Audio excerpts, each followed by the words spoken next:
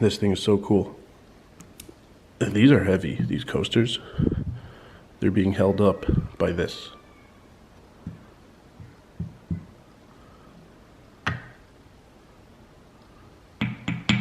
You could hear how heavy they are.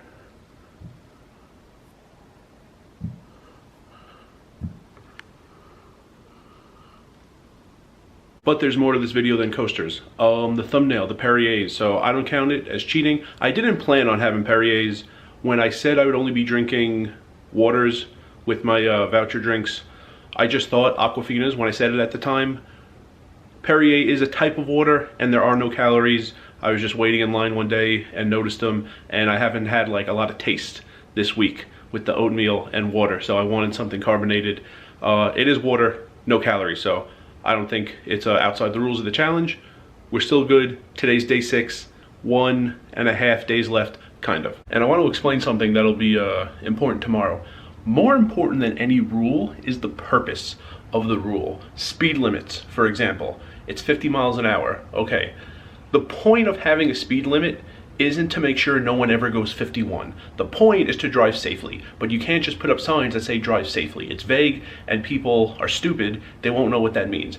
It's possible to drive 45 in a 50 and be driving very dangerously. It's also possible to go 55 in a 50 and be driving incredibly safely. So the $50 speed limit is something concrete that people can put on a sign, but really, are you fulfilling the purpose of the rule? If you're going 51 and you're not swerving or anything, you're fine, you're not getting a ticket most of the time.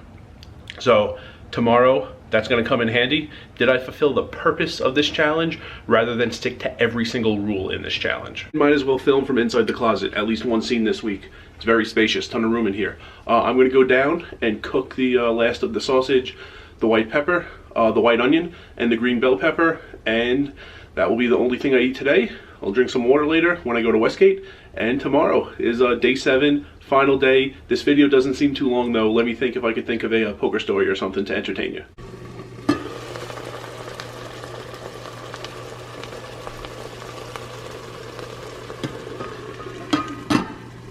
Alright, the sausage is cooking downstairs as I speak.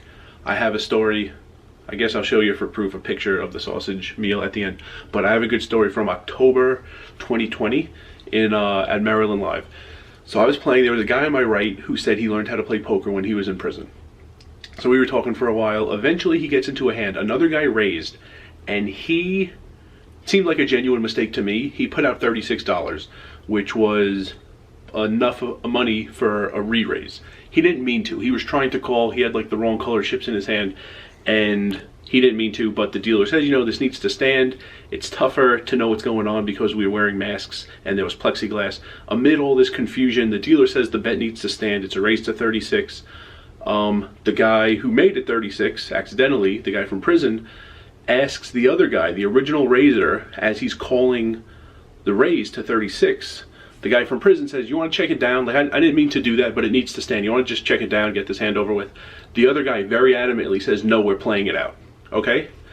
The flop comes ace high. As soon as the flop hits, the original raiser, the guy who was adamant about playing it out, he says, so we're checking it down? And the guy from prison knew exactly what that meant. He goes, no, we're not checking it down. You have kings or queens. We're not checking it down anymore. So they play it out. The original raiser had queens, which might be the worst played queens of all time, to not put in a re-raise when this guy raised accidentally. And the guy from prison had ace-4 offsuit, probably a genuine mistake. Pre-flop, he meant to call, not re-raise, but as soon as he flopped the ace, he didn't care about his kicker after what that guy said. He knew he was beating kings or queens. The guy ended up having queens, so the guy from prison won that hand. And then I was like the only one on that guy's side, and I was also the only one who understood how quickly the other guy turned. I was laughing as soon as that guy said on the flop, so we're checking it down now. So no one else at the table got it, and the guy from prison, he suggested like buying me a beer after that because I was the only one who thought it was as funny that the other guy was like so adamant that we're playing this to the river, like we're playing for blood.